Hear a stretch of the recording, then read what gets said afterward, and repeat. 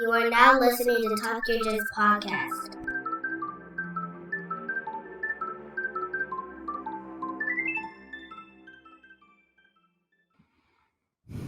Welcome back to Talk Your Jits podcast. This podcast is, as the name implies, all about jiu-jitsu. I'm your host, Lamar Smith, and today's guest is a black belt located in Livermore, California.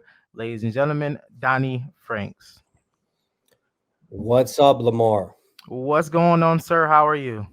What's up with all those Star Wars people in the background there? I'm a little bit a nerd. So- Yeah, I got my Star Wars people too. Gotcha. You're the first person to point that out. Like I got a whole bunch of stuff back there, but yeah, I'm a little bit of a comic nerd. There you go. All right, man. But first and foremost, man, I would like to thank you for coming on the show. Greatly appreciate taking out the time today doing this for me. For sure. All right. So without further ado, if you want to formally introduce yourself, by all means, and let's hear about your jiu-jitsu journey. Yeah, my name is Donny Franks. Been doing martial art for quite some time. Just want to preface this by telling you that I'm on my second day of COVID. So with this brain fog, this will be interesting. Hopefully, I don't say anything that I regret. But yeah, so started doing martial arts probably about 5 years old. Was in the whole karate. My age. If anybody's around the age of 50, if you watched Bruce Lee and or the thousand, B version of ninja movies that were out in the 80s, I mean, you just got hooked on martial arts, right? Oh yeah. So that was me. And, anything martial arts I can get my hands on, I did. I mean, there's probably not a martial art out there that I haven't at least tried. So, went through the whole taekwondo, karate, kung fu, yada, yada, all the way through to kind of junior high. Started doing wrestling, did wrestling in high school. I started doing boxing. My whole family is, fighters. My dad was a boxer in the Navy. We have a bunch of cousins, etc., that were professional fighters. So I think it's just in my blood. Oh wow. So I've just always kind of done it. And then I got to college and I started, doing amateur boxing. And meanwhile, I also started doing Aikido. Mm-hmm. And Aikido, back then was super popular because of Steven Seagal, right? And Steven Seagal, it just so happens that I was part of his lineage in college. So he had two people underneath him. Larry Reynoso was my head instructor, and then he had Matsuko Sensei. I believe it's how you pronounce his name. He was kind of more in the LA area, and I went to college in Chico. So I started doing a lot of Aikido and got to train with Seagal a couple of times. So that was pretty cool. So I'll tell you some funny stories about that. But the Aikido part of it, like his Aikido was a lot different than traditional Aikido. So when I got out of college, I did Aikido for, probably another 7-8 years and went to a bunch of different schools doing that, as well as I did Kaju Kembo as well at that same time. And I had a guy who I'm really good friends with. His name's Alex Kambabian. Alex Kambabian is Javier Mendez's from AKA. That's his best friend, right?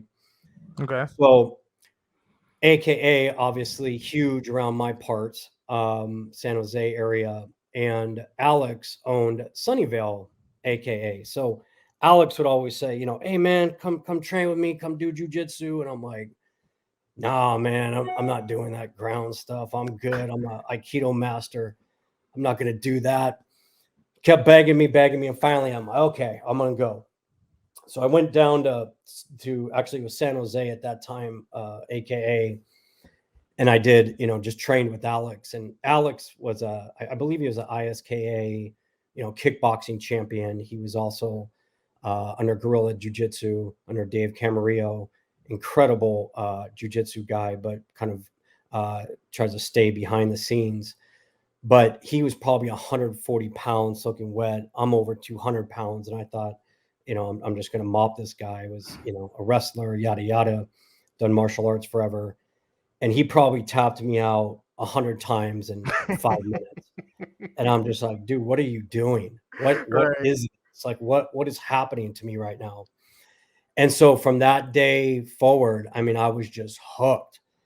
And I just knew that jujitsu was just something different, right? I mean, it just doing all the martial arts that I've done, they're all theory based, right? Mhm. Martial arts, traditional martial art, a lot of them are theory based, at least, kind of 90s and beyond. Back in the 60s and 70s, if you look at the karate tournaments, et cetera, back then, I mean, they were, very similar to almost, the UFC type of striking, et cetera. Now it's all kind of point fighting, et cetera. So it was always theory. Okay, if somebody tries to choke you, I'm going to grab their arm. I'm going to, rake their face, hit them in their solar plexus, and that's the move, right? But of course, you can never do that. So I think with, jujitsu, where you're actually trying to apply the techniques and trying to figure out a way that you can try to get out of it. I mean, it was just mind blowing to me. So from there, I, started training at a school in Livermore, and I was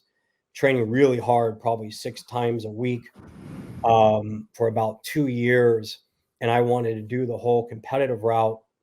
And right before I actually signed up for my first tournament, and I tore my labrum. Mm. And I was also an executive with Kindred Healthcare, which is a big, healthcare system throughout the U.S. And so I was traveling, every single week. So it was tough for me to really get in shape to do that type of competitive training. But, I stuck with it even through the injuries. And the good thing is that, through me doing all the traveling, I got to meet, I went and trained at so many schools across the US that I got to meet and train with some of the best people out there, especially during that time. So I got to, befriend all of these people and really create a community within itself for me, that I can call these guys and train whenever I'm in town, et cetera. So it's been really cool. But from there, after a couple years with that guy in Livermore, Eric Bonifacio is his name, I had met a guy named Darlinson Lira. And Darlinson Lira, he's from Brazil, and he's kind of, his whole family is from the other side of jiu-jitsu, which you sometimes hear about, which, isn't underneath necessarily the Gracie family, right? Mhm. So back then they called it Brazilian Jiu-Jitsu Tradicional. So it's traditional jiu-jitsu, which means that their family in Brazil through Takiano was, more of the Japanese. They took the Japanese influence and, did a lot of the judo. It's very, very traditional in the fact that it's kind of like martial arts. You're bowing on and off the mats. You're in seiza position before the mats start. You have to stand to attention when a black belt comes onto the mat. I mean, it's very different than what you see in most martial arts schools. I'm in most Mhm. jiu-jitsu schools. Mhm. So I had opened up a school with him in Livermore, and we had run that together for about 5 years or so.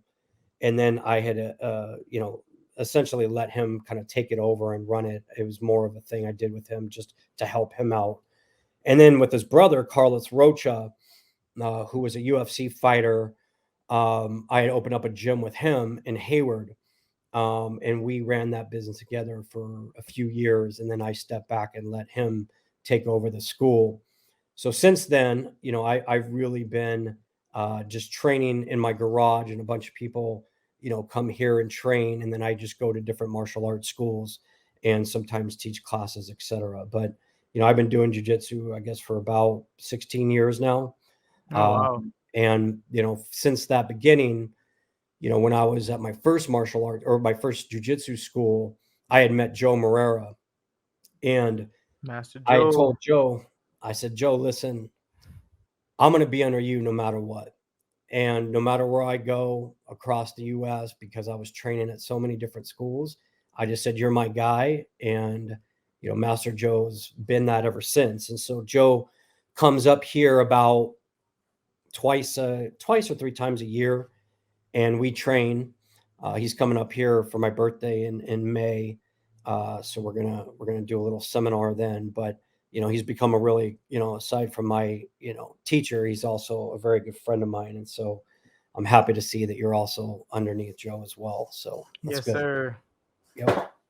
Master Joe Moel. Yeah. Have you got to train with him much? Oh yeah, trained with That's great. him. Did a couple seminars. Had a private, which I would love to do again. Yeah. But I asked Come up here everybody. in May. Let's go. You said what? Said come up here in May. Hey, if I could swing it, that sounds like a plan. That'd be fun. Yeah, we're gonna have a That'd big be- party. Having an old reggae guy come up and do a party for us. It's gonna be a good time. Yeah, that sounds like an awesome time. Yeah. So I asked everyone who's trained under Joe, Mhm. like how long did it take you to speak Joe? So, funny story. So, so I have Joe come up, like I said, quite a bit, and he's done seminars at Darlinson's and Carlos's and other places. And half the people that walk away, they go, "I couldn't understand anything he said." I'm like, "Yeah, he's only been in America for 40 years. Yeah, it's difficult." But yeah, Joe's tough. But it took me about, of really, being with him for that amount of time, especially in the beginning. It only took me a couple months. But he, the thing about Joe is that he also has a hard, because Joe does things that you just go, what was that? Like, Yeah. what did you just do? Right. So do you know who Michael Jen is? Yeah, as a matter of fact, I had he did an episode a couple days ago. Oh, did he? Oh, Yeah. cool.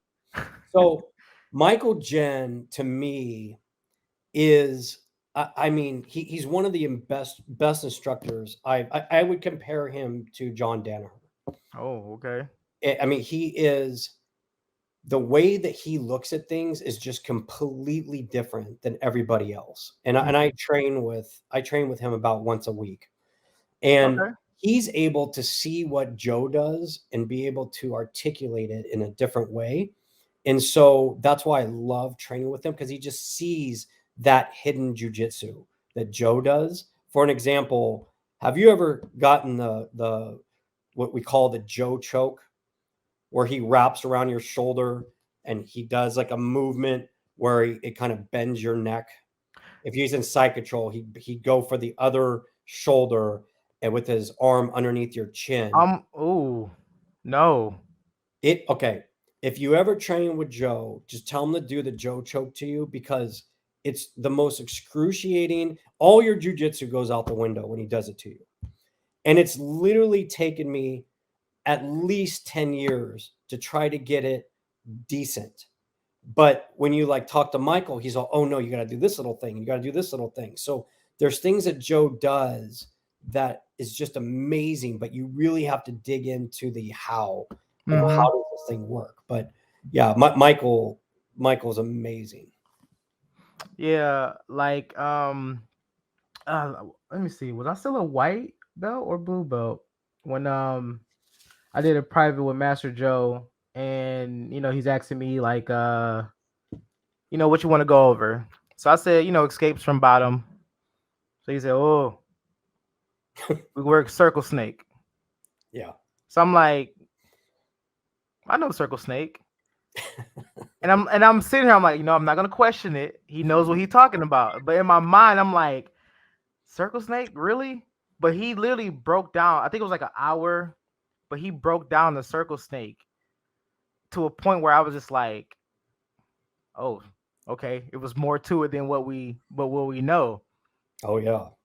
Yeah, man. It's always phenomenal to sit down and talk to him. Like I'll message him every now and then on like on Instagram. Mm-hmm. And he talks just like he types, or he types just like he talks. Yeah. And, and like one of the first times I met him was during my instructor's black belt. Mm-hmm. He was there for his black belt, did a seminar after. But my instructor gave us the rundown, like, "Hey, Master Joe taught himself English and it shows." And just just try to listen carefully what he's saying, and you eventually get it, right? Yeah, you get it for You sure. get it. Yeah. But now it's funny, like after all these years, every time you come back, I'm one of the guys explaining it to the new guys, like, hey, this is blah blah blah blah, because I can understand them almost completely now. Yeah. Because if you can work through the grunts and the growls and and everything else, you get it. You get it. Yeah. No, he's an amazing instructor. I mean, I got to tell you too, like about the circle snake. I mean, I think he has 25 of them. And so What? he has 5 different shrimps that he does, right? 25. And they're all like, I can't get him to, like, every time I see him, I say, okay, let me record them all. Let me record them all. And then it goes off into 20 different, different ways where I can't just pin him down and get those 25 from him. But, every time he comes, like, I'm working on just a new shrimp and I'm like, well, what is this for? And then he like shows you all the different things. I'm like, oh, okay, this makes sense. I'll give you an example. Everybody in every school does a shrimp where you shrimp and you put your hands down to your feet, right? Mm-hmm. Then you go to the other side, you take your hands, you put them down to your feet. Uh-huh. So he goes, show me a shrimp. So I shrimp and he goes, what are you doing? I'm like, what do you mean? He's like, why would you shrimp like that? I'm all, I don't know. That's what 99% of other people do. And he's like, okay. And then he got on top of me. He's like, do the shrimp what you just did. So, I pushed one of his knees out to try to get, in the half guard. And then I came back to center and then he just scooted his knees up. And I'm all, okay. And he goes, don't ever put your hands down when you go to the other way. He's like, who does that? He's like, you always keep your hands down the entire time because you would never put your hands up because then they're just going to retain guard on you or Mhm. mount on you, right? Yeah. So it's always, when you're shrimping, your hands are always extended to both sides, right? And I was like, oh, okay. So he has that shrimp for every single movement. And, I'm still trying to get them all down to practice those. And, I show a lot of black belts, hey, here's some different shrimps that you can use. And they're like, whoa, they've never seen that. But in application, they work. And in fact, Michael Jen doesn't even do shrimps. Like, he's like, no, you don't do shrimps at all. And he's like, if you're going to do it this way, which looks totally different than what somebody else would do. It's because it's not practical, right? Like, we're all taught, hitting a ball off a tee, that's doing a shrimp. But in actuality, that's really like you're using bad mechanics, if you're doing it in a certain way, and that's when it's not applicable, if that makes sense. No, it makes sense. And I don't know, you saw my face, but you said 25, right? Yeah. We only know the 11. Mm. No, 12. 11 or 12. Okay. I think the last one that he added was the Macaco Bolo was the last one that we saw, right? Yeah. So my instructor sent it. He sent it in the group text. So it was like, okay, we got a new snake. So I was like, okay. So I'm watching it, and I'm like, okay, it's just like a variation of the back roll, just little small little thing. And I was like, okay. So that next day, I was in the gym, repping it and trying to practice it. So my instructor looked over at me. He was like, "Oh, you've been watching the snake?" He's like, "Yeah." He's like, "Good, you teach it." I'm like, "Damn it." Yeah, I mean, it's that's the hidden jujitsu thing, right? I mean, it's just there's little things that you learn, I mean, especially from all of the snake moves. I mean, if you can master those, but I guarantee you, when he comes into your school next time, show him what you know, and he's gonna go, no, you got to do it differently, right? Because there's little things that you miss because he's so particular to the different movement that that's why, like, every time I meet with him, it's still real basic stuff that Yeah. he's teaching me that I'm just still trying to figure out. And most of his seminars, I mean, it's real basic, and he shows like 3 moves, right? Mm-hmm. And he knows. I mean, I don't know if you have any of his old books, But I mean, there's thousands of moves in those books, but he, goes to a seminar and he teaches like 3 things. Yeah, like I've watched some of his older stuff that he used to have on like Udemy, Hmm. and some of his other videos, and yeah, they're wrapped around his system, but you can actually see the progression in like his details in the Hmm. same moves, like especially when it comes to his snakes or shrimps as people call them. It's like, yeah, he does the same one, but everything is like meticulous. And it's Yes, just like these basic moves that we drill and we rep every single day, but that's jujitsu in a nutshell when it comes to Master Joe Moore. Like if you can get these snakes down, that's half of your game right there. that's right. And Big my part of your my game. my big thing right now, I'm 50. I'm not 25 anymore. I know that, you know, I have so many injuries. I mean, I have 2 torn labrums, I have a torn bicep, I have a torn knee, I have 2 broken feet. I mean, I'm a Oh. mess, right? Mhm. But my thing is, I wanna be the best teacher I can be. Mhm. And so I almost think of it as I'm now trying to get my master's degree, right? And so I'm spending a bunch of money, a bunch of time with people who I consider Yodas, right? And I'll give you Mhm. my Star Wars analogy because you have your Star Wars people back there. So there's this hidden jujitsu that most people go to a school and the instructor says, "Hey, okay, we're going to learn 3 new moves today," right? And then Mhm. you learn these 3 things and it's, "Hey, grab the collar, then you're going to do a berimbolo, and then you're going to come back, grab the ankle, twist his toe, come back, get his back." I mean, you're like, "What? Wait, what just happened?" Right? So Right. then you move to the third one, you're like, I cannot remember what we did that first move at all, right? So this hidden jujitsu stuff, I mean, it's amazing that when you get older and you've been doing it for a while, you go, "Oh, that's the move." Like I've been training with a guy named Al Mansour Vaz, and we've been working on butterfly guard all month, right? And I'm trying to get away from his butterfly guard, and I'm going, what are you doing? Like, what is happening here?" And I realized the whole thing that he was doing was he was holding my knee when he had me in butterfly guard. And I was like, "Oh, that's the move. It's you holding the knee goes into everything. You can't learn any other move until you figure out that hand on the knee." And Mhm. so you kind of forget about all like the move per se, the choke, the triangle, the armbar, whatever.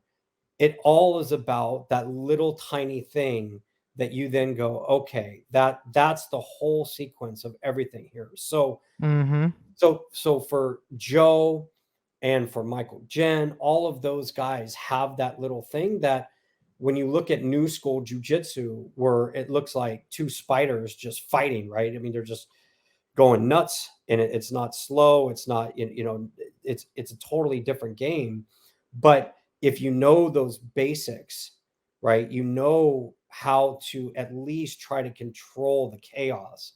And that's what I appreciate about the Yodas of the world. When I say Yodas, I'm talking about the Joes, or the Henzos or Danahers or Pedro Sours. Like those to me are the Yodas, right? Those are the guys Yeah. who can show the hidden jujitsu. And that's what I'm trying to spend my time on right now. Just really trying to train with those type of people so I can become the best teacher I can. Yeah, because like I don't know. I guess since this for what like one of the main martial arts I've learned consistently for like the past 6 years.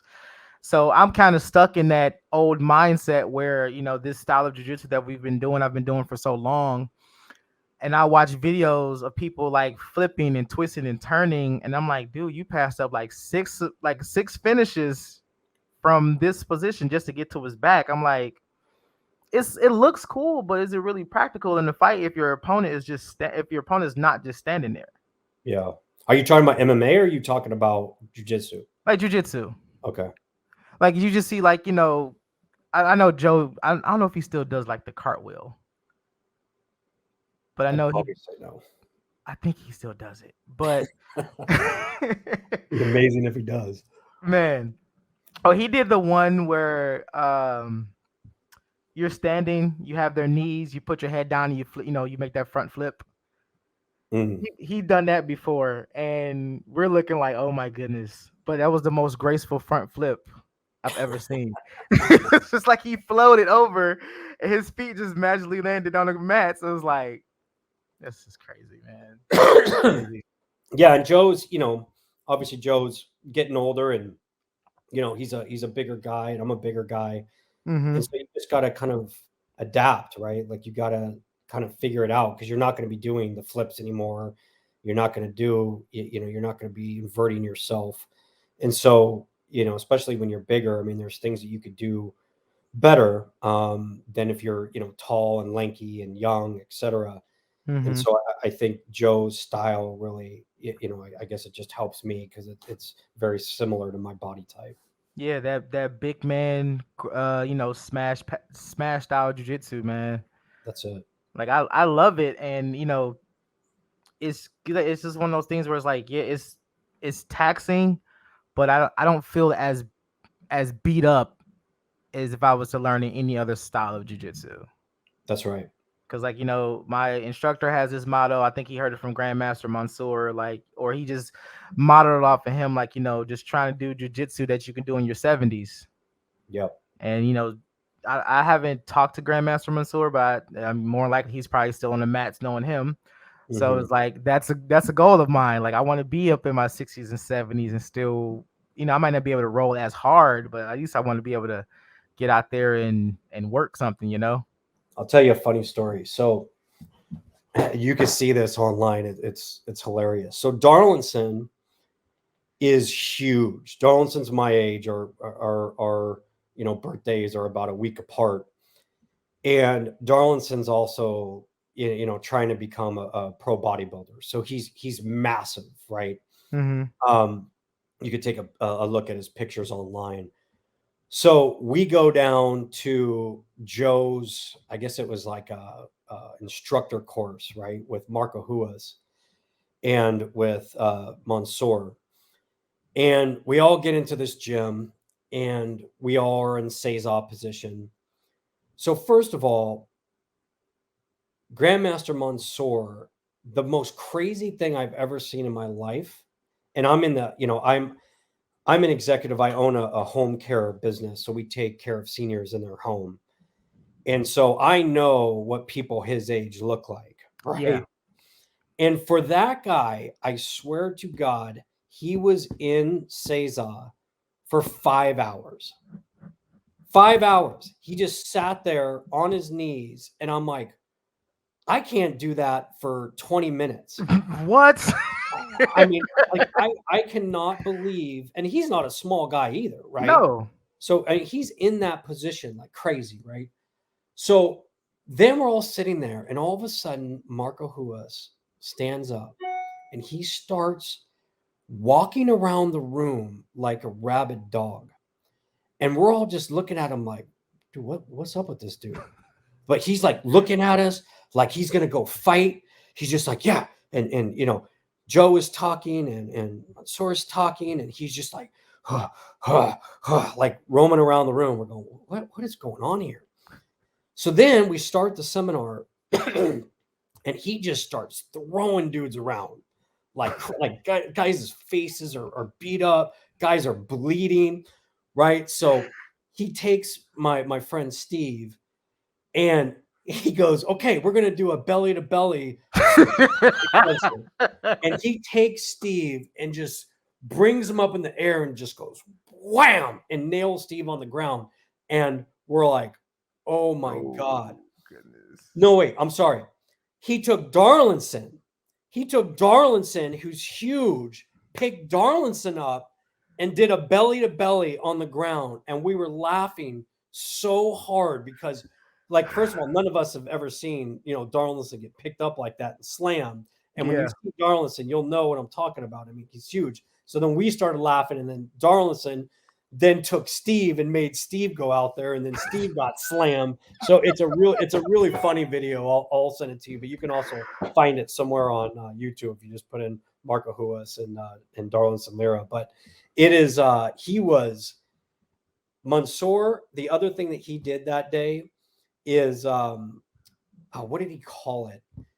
It's basically like he goes from shoulder to hip to shoulder to hip. Sidewinder.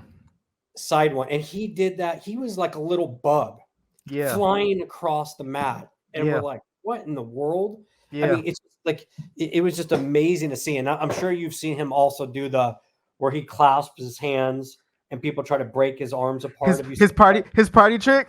Yeah. I got that on video when he did that. Yeah, those guys are. But Marco Huas, man, oh my God, that guy's still on another level, man. He was scary. I haven't met him yet. I've heard the horror stories from my instructor. How big this guy is, how strong he is. He only has one speed, and that's full throttle. Oh man. But the first time I met my Grandmaster Mansoor, like every time I say his name, my left knee tingles. He came, he was like, old hunched over guy, like you say, like he should be like in a nursing home somewhere. Puts on the gi and turns into a completely different animal, right? Mm-hmm. So we're still just like mind boggled that this dude, this age, is moving like this. So after he does like, the whole, the grips, and he has like three people on each side pulling his arms and they can't break his grip. Yeah. He goes over a few leg locks. And we all sitting around. Obviously, he doesn't know anybody's name, so he just calling people about belt rank. Blue belt, come here. Brown belt, come here. Or, he's like, you white belt, come here. So I trot over, and he's in my guard, and he's talking about falling back to like this leg lock, and it happened so fast. He shifted his weight forward, hopped up to his feet, fell back for the leg lock. Right. Everyone is in shock, including me, forgetting that he had my leg. Wow. So I'm sitting there looking like, oh snap, and I feel like a slight little burn in my leg. I was like, oh. I started tapping. He's like, you okay? Everybody's looking. I'm like, oh, I'm good, but I'm just what you just did here. But yeah, man, my knee still hurts from that day. This is like I said, I was a white belt. It was worth it though. It was worth it. Amazing. Yeah, I'll tell you, I had a really, really kind of in-depth conversation with him. In fact, I wrote a blog on him a long time ago, and he said some really amazing things in that meeting I had with him. But one of the things he said is that, when he used to train with Elio Gracie, he said that there was like 14 moves. That was it. That was jiu-jitsu, right? Mm-hmm. Like they would practice those 14 moves over and over and over again.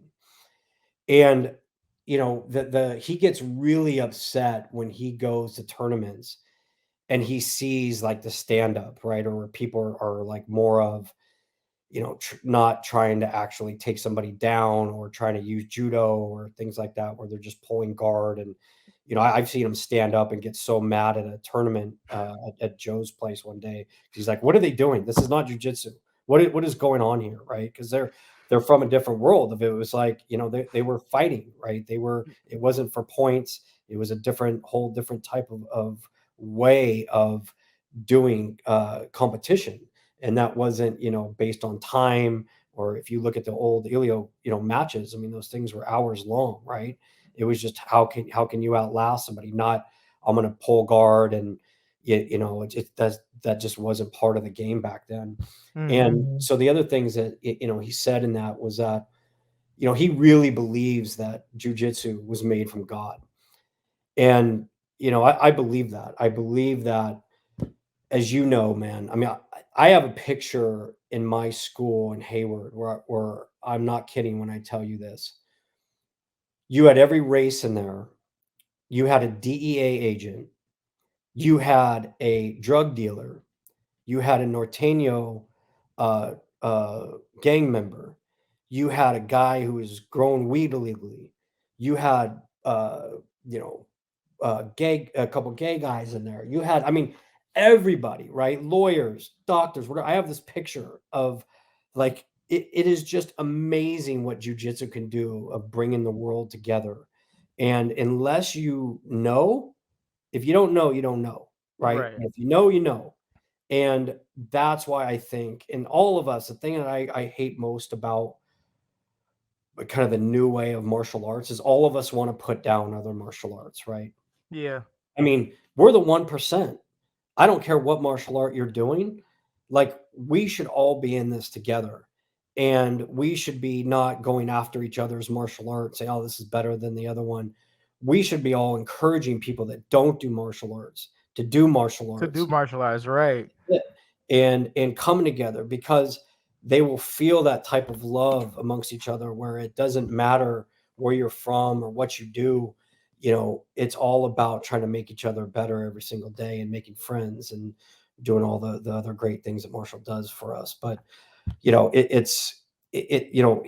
has a lot of stories around God and about just how he thinks of jujitsu in particular, and how it can really better the world. And I always think to myself, like, what if you got together all the different leaders of the world and did a jujitsu class with them, right? Like, I guarantee you they're all going to walk away as different people, Oh and they're yeah. all going to hug out, and they're all going to shake hands, and they're all going to have different relationships, right? Instead of like what's going on today, where we're not even talking to each other yet, we're sending arms to other countries, and it's wild, man. But That's wild. I really Everyone think everyone needs a splash of jujitsu in their life, man. right. You need to. And I'm sure you encourage all your friends all the time.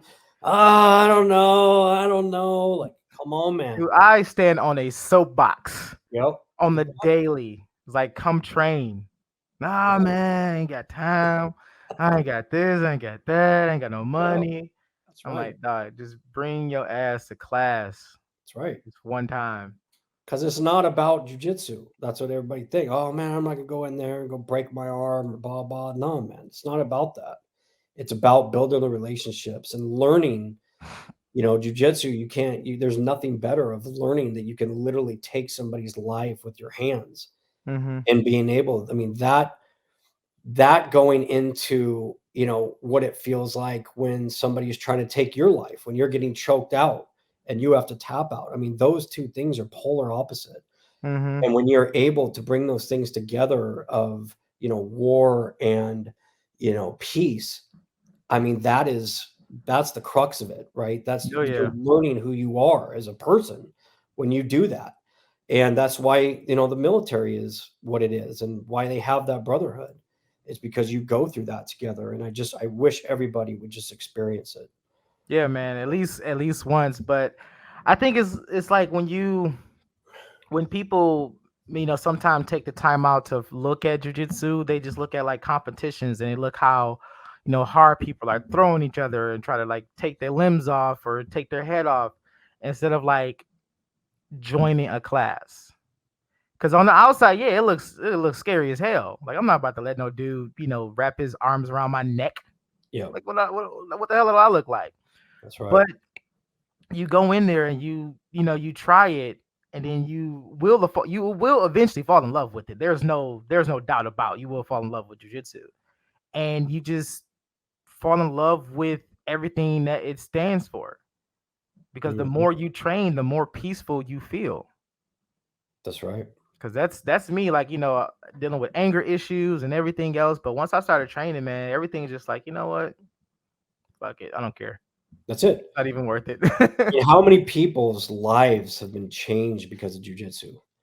I mean, it's unbelievable. I mean, in your school, you could probably name 30 people right now that had depression or anxiety, or there's always that funny thing that Kurt says about the guy who walks into jujitsu and he's fat, and then he starts doing jujitsu, and then he starts getting all the ladies, and then all of a sudden she breaks up with them, then he's back into the gym, and he's fat again, right? Like, so I mean, it gives you self-confidence. I mean, it's amazing, man. And I think we just need to keep preaching the word and try to get people to go. I mean, you also, I think also as you get older, you realize that, I don't think I've ever been really good at anything in my life. Like I've never been, I could play every sport there is, but I've never been great. I've never been at the top of anything I did. I would say boxing is probably the best thing that I've ever done. Mm-hmm. Um, but it's not about that. What it's about, and my friend kind of told me this, Matt Lucas. Matt Lucas is he is a pure martial artist. He does a lot of stuff in Hollywood, does a lot of stuff on movie sets, and does, what was that movie? Into the Badlands. He was doing a lot on that show, but he also did a lot of body work. So he was doing body work on me, and I said, Matt, I'm just so depressed, man, that I have all these injuries and I want to compete and I want to do all this stuff. And he said to me, he's like, you know what, Donnie? He's like, you got to think about this. If you take it back to the early times of villages, right? Think about in that village, who was the warrior and who was the doctor. He's like, when you're young, you're the warrior. You're the one going out there trying to hunt. You're the one out there, trying to save your village from other people. I mean, you are the warrior. But as you get older, the more the more wisdom you gain, you become the doctor, right? And your whole goal is to now help those warriors not get injured, be able to give them the skills they can to survive. And I think as we get older, we also have to learn that we have to become the doctor, right? Yeah. How do you take that information that maybe you didn't get as a warrior and give it to somebody else to, maintain their safety and maintain their health? And that's, another goal of mine as well. And I think when he said that, I was like, oh, okay, because it's hard, man. I mean, anybody who says you don't have ego, that's BS. I mean, every time you get tapped, a little piece of your ego, little tiny bit, little tiny bit, right? Now, maybe you're not stomping around the mat all mad, maybe you do got to leave your ego at the door a little bit, but it's tougher when you get older and you know that you can't compete with those young guys anymore. So I also think that the real thing about jujitsu, and this is where I look at myself now, is that some 25-year-old comes into the gym and I could defend myself against that person and do well. That's jujitsu. That's jujitsu. That's jujitsu, right? Like that's amazing. What other 50-year-old is going to stand up to a 25-year-old wrestler? Not many, right? Not many. So if you could do that, man, that's jujitsu. That is it, man. That is definitely it. And we talk about that a lot in our school when it comes to seeing the guys that's coming in after us and how fast they're evolving. Because they're learning from our mistakes, they're learning from the things that we've learned, and they're getting a better view of it because there's more of us than it was when I was coming up in the school. We had a couple like upper belts, but now it's like I'm a brown belt, we have another brown belt, we have like a purple belt, we have like 3 or 4 blue belts, and we got a ton of white belts, and everyone is gravitated towards somebody. So it's like everyone's learning at a faster pace than when we were coming up. So yeah, I definitely understand that philosophy, man. Yeah, they're the new people coming up. I mean, it's just like the Rotolo brothers, like those guys. They're on another level, man. A whole nother level. Mikey. I mean, my God, I have a friend, a really close friend, that I've grown up with. I don't know. Do you know who David Gill is? David Gill is 50, but he's like the Tom Brady of 50-year-old jiu-jitsu guys. I mean, this guy is just like ripped, still looks good, still has his hair. Like he has, he's the number 1 rated competitor for IBJJF. I mean, he's the guy, right? And I look at him and he goes to these tournaments and he's standing on the podium and he's always first, maybe second because he got beat by an advantage. But then you look at the guys next to him, and they all look like me. They have like bandages over everything. They're bald, they're overweight, they're just like, I'm like, oh my God. But this guy is amazing. But the reason why I bring up Dave Gill is because Dave is like everybody's friend. Everybody in jiu-jitsu knows Dave Gill. And so when you go to Vegas and you hook up with Dave Gill, you're going to go meet everybody. Like we were just down at the ADCCs and, we got together with a bunch of people, did some really cool seminars, whatever.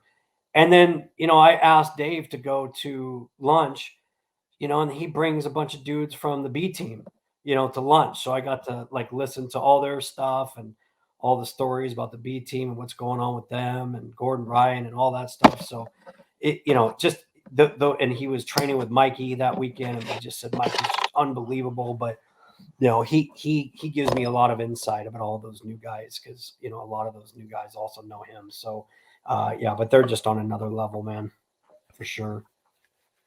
That's dope. That's dope.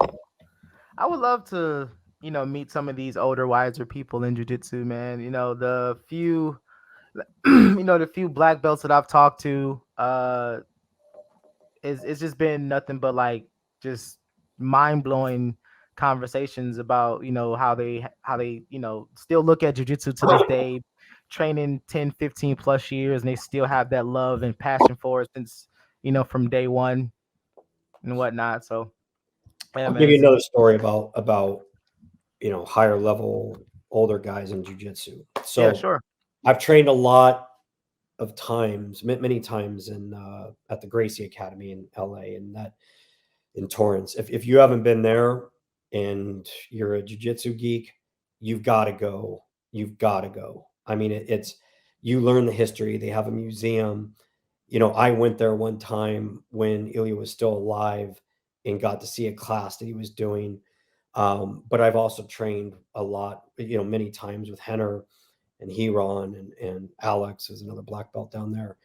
And we went, I took Carlos Rocha, I took some other people down there for a class, and they were having a class on a headlock, right? That was the Hmm. whole class.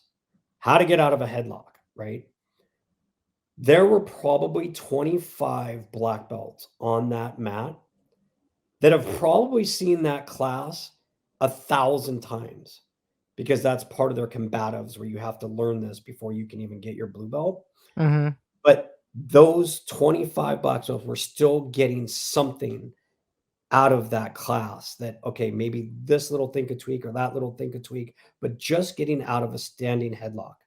Like, so that is, I mean, that is the technical side of older jujitsu where, a lot of it now is just sport jujitsu and it's not, focused around self-defense. So a lot of the older guys, it's also around self-defense.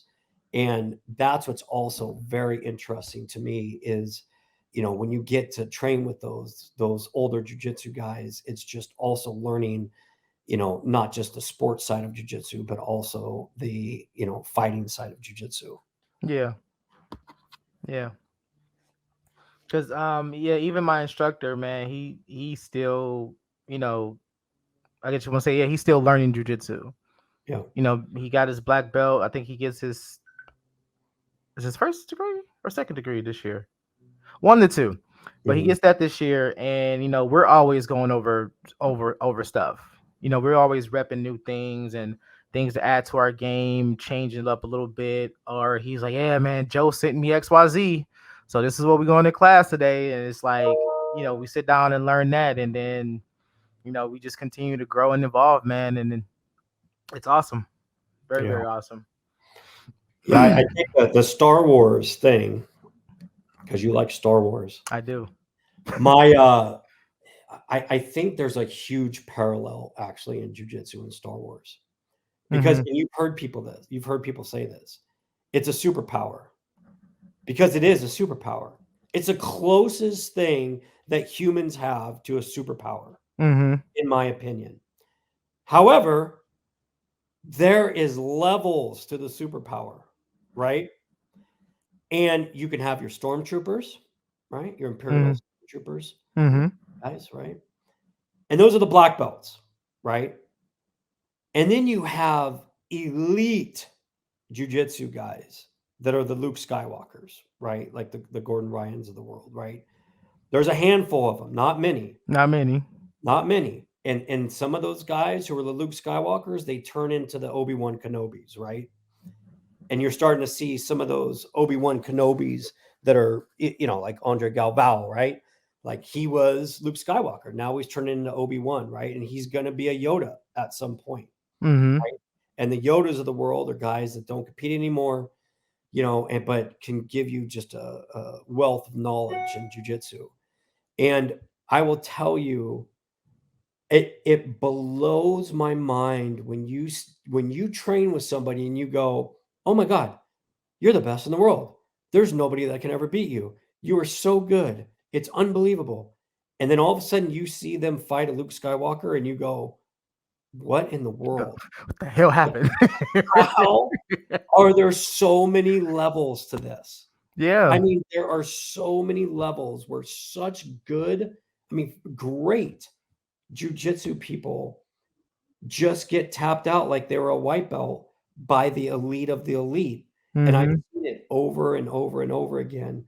The other place, like I would also encourage you to visit if you ever can, is excuse me, the Art of Jiu-Jitsu. I've been there many times to train, and I've never seen anything like that in my life. Like there will be black belts from all over, and they videotape all the rolls with the Mendez brothers. Mm-hmm. And the Mendez brothers are just tapping people like this.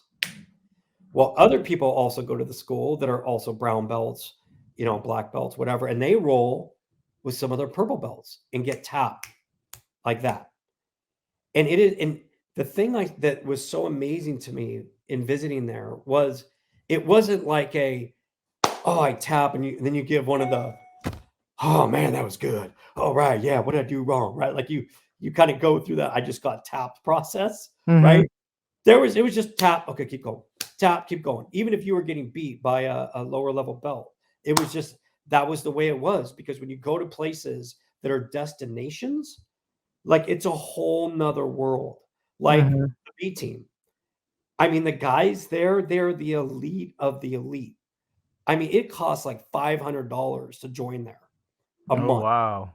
I mean, it is the elite, right? That so if you go in there as a black belt, yeah, good luck. You're a good blue belt. So you're very strong two-stripe blue belt. That's it. There are so many levels to this, right?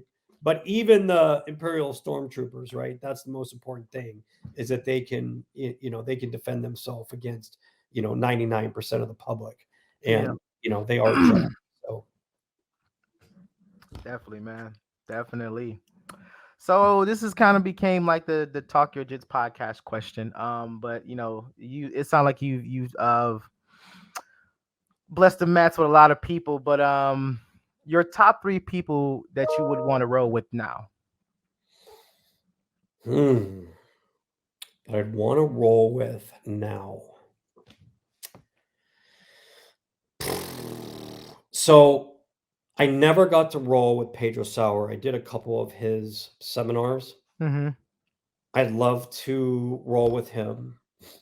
I'd love to roll with Hickson, who I never got to train with. And I would probably say Gordon Ryan, just because he's so elite that I would just love to feel his energy and just know what that feels like. I mean, I'm friends with Wagner Rocha, and when you train with Wagner, I mean, he's elite of elite, right? And we saw that match with him and Gordon, right?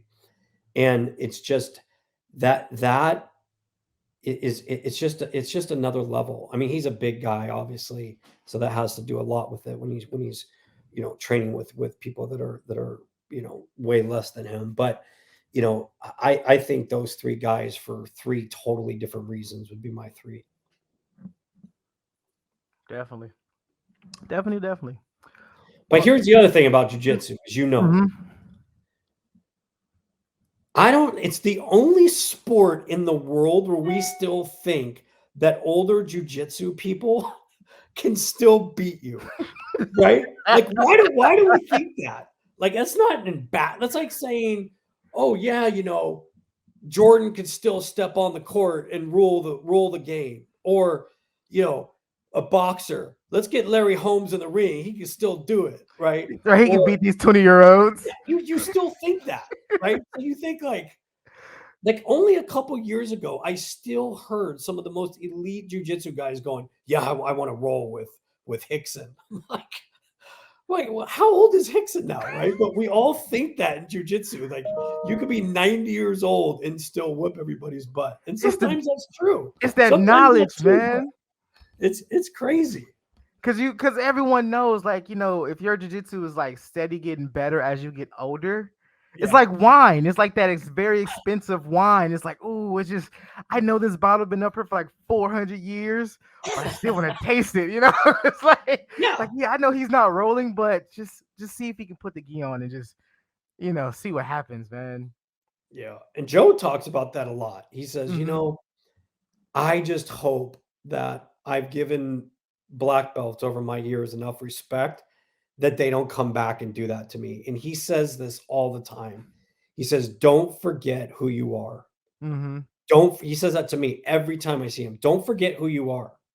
Meaning, I think he means like, don't forget that you're a fat, 50-year-old. Don't forget that, right? I think that's what he's saying.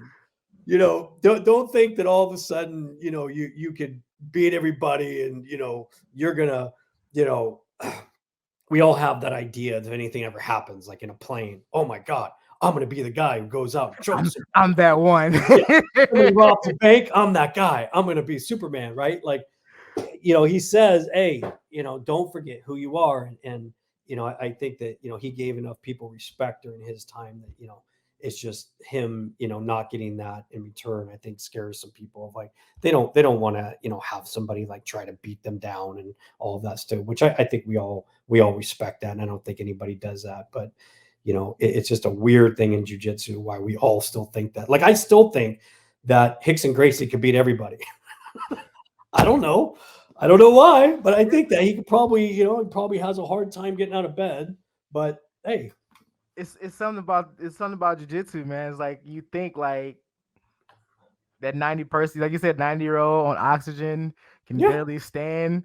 But let them put on that gi, you're gonna be so nervous. like, yeah, for like, sure. like, please don't call me. Please don't call me.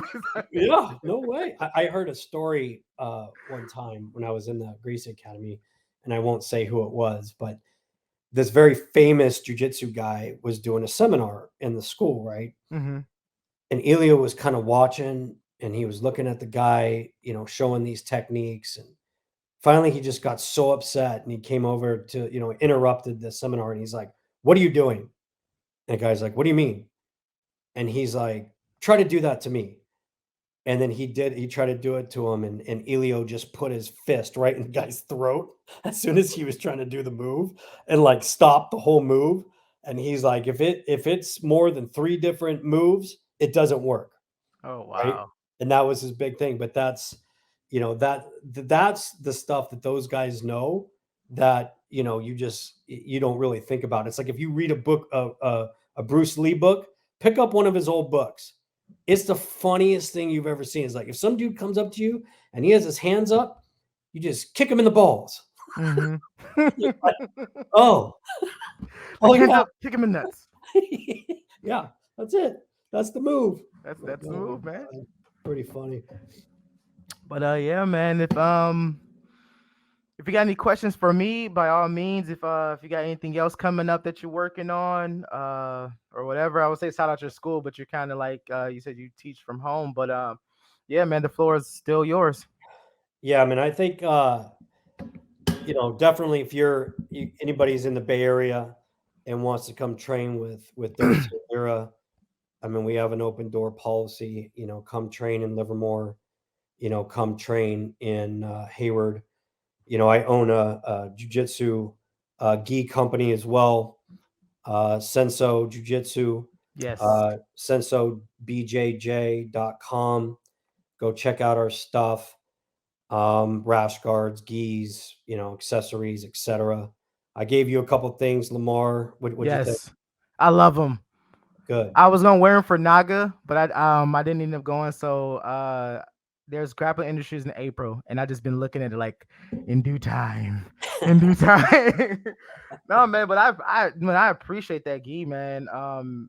I did the review on the did the video review, but the whole time I was walking around the house, I didn't want to take it off because it was so comfortable. Like especially that rash guard, like the rash guard is extremely extremely comfortable, and it Yeah. didn't like the ones I have now. I love them, but when they start sweaty, they start to bunch up. But this one just felt like cool the whole time I had it on. So Yeah. I Yeah.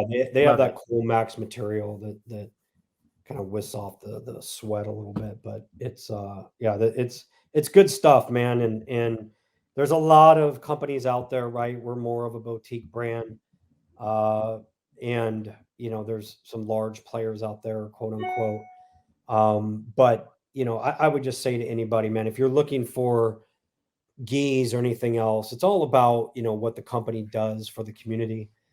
I mean, that's super important because nowadays, people are just getting, gis from overseas and selling them on eBay for $50, right? And just making some money off that. But we're really trying to support the community, in the jujitsu world. And so, you know, from, really the only company is Origin. That's the only company that really makes everything in the United States. All of us, we do certain things in the United States, but it's about giving jobs. It's about, sponsoring seminars. We sponsor Grappling Industries for a long time. Uh, Okay.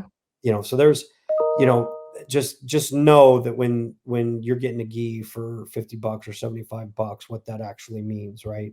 Because it's hard with jujitsu companies that are starting to see these type of competitors come out where people are just wanting to make money.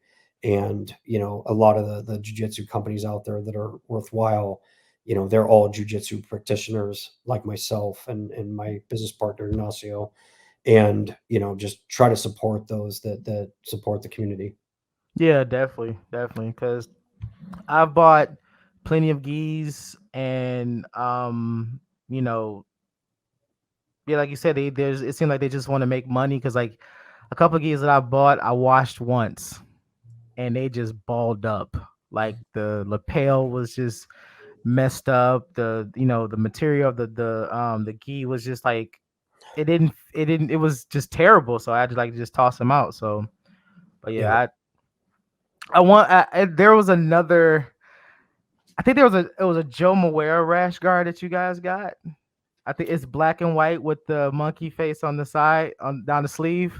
You know what's so funny is I bought a bunch of them because I was going to go to a seminar and sell them, and I cannot find the box of those rash guards, and it's driving me crazy. I'm on my way to come help you find them. Yeah, it is driving me nuts. I don't know what I did with it, but I took it out of our warehouse and I brought it home, and I've been up in my attic trying to find them, but I got to find them because I love that rash guard and I a am lot of on my people have wanted way. them. So I gotta find them. But if I find them, I'll let you know. Please do, man. That hurt my heart when you said that because No, I know. I was screenshotted and I sent it to like a couple guys. I'm like, dude, I want this rash guard. It is such a sexy rash guard. But Well, the yeah, other thing that we could do too, I mean, just for you and your school and any school out there, is we also do custom gis, right? okay, So all you got to do is just say, "Hey, I'm a A3, and I want Joe Moreira's stuff all over the rash guard, whether it be in the back patch or a leg patch or whatever." We do all the patchwork here, so we'll send it right to you, and we do drop ship. So that's unlike a lot of other companies where you have to order a certain quantity. We could yeah, we could do one offs, and then if your school owner wants to do custom gis, obviously he can get that at a wholesale cost and then obviously sell it to the students. So we do both of those things. So, I just got a new one, with Joe Moreira's stuff on there myself. So, yeah, that's definitely an option for you. oh man, I appreciate it. And I definitely let my instructor know, man, that We have that option now because we've been looking. He's been doing some rebranding for the school. So we definitely been looking into like doing like the rash guards, the gis, and other stuff. So yeah, I'll definitely let him know. Yeah, for sure. All right, man. Well, that's the end of today's episode. I would like to thank Donnie again for coming on and blessing us with his tales and experiences. Please go and follow our Facebook, Instagram, and YouTube pages to stay up to date on all future episodes. This has been Talk Your Jits podcast. Keep rolling, keep grinding, and remember, long live Jiu-Jitsu. Have a great day. And we're done, sir.